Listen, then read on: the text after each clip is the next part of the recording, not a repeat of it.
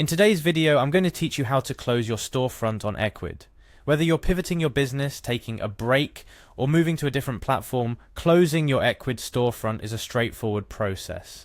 But it's crucial to follow each step carefully to ensure that you close your account properly without leaving any loose ends. First, let's navigate to the Ecwid homepage. You can do this by typing www.ecwid.com into your browser's address bar, or by performing a quick internet search for Ecwid.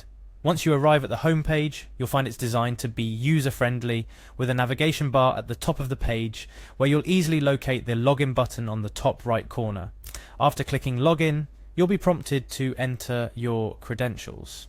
However, if you've previously linked your Ecwid account with your Google account for a more streamlined login experience, you'll want to go ahead and click on Sign in with Google. This makes the process faster and more secure, bypassing the need to remember another password. Upon selecting Sign in with Google, you'll be directed to choose the Google account you wish to use. If you have multiple Google accounts, make sure to pick the one associated with your Ecwid store. This is crucial for accessing the correct account without any hassle. Next, we'll move to the heart of the operation, your Ecwid control panel. You can get there directly by clicking on the relevant link once logged in. The control panel is essentially the brain of your Ecwid store, where you can manage products, view analytics, adjust settings, etc. For our current purpose though, we'll focus on navigating to the account closure section. Locate your profile simply by clicking on the profile icon located at the top right corner of your control panel. This icon might depict a silhouette or your profile picture if you've uploaded one. Clicking this icon will open a drop-down menu where you'll select Profile. This is where personal details and account settings are stored. In the Profile section, you'll find various options related to your account details, preferences, and more.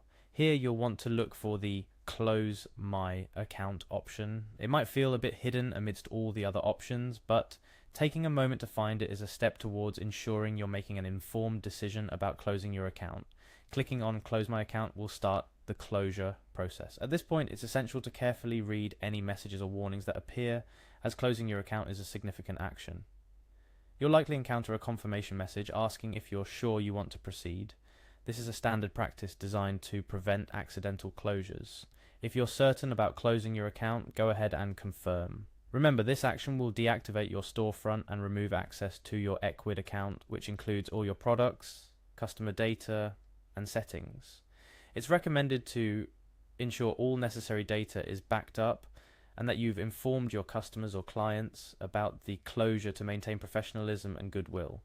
Closing your Ecwid storefront can be a somber action, but whether it's an end of a chapter or the beginning of a new venture, following the steps correctly ensures a smooth transition. Remember to take your time through each step, double checking that you're performing each action correctly.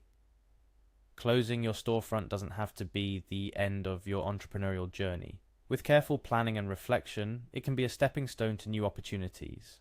That's all for today's video on how to close your storefront on Ecwid.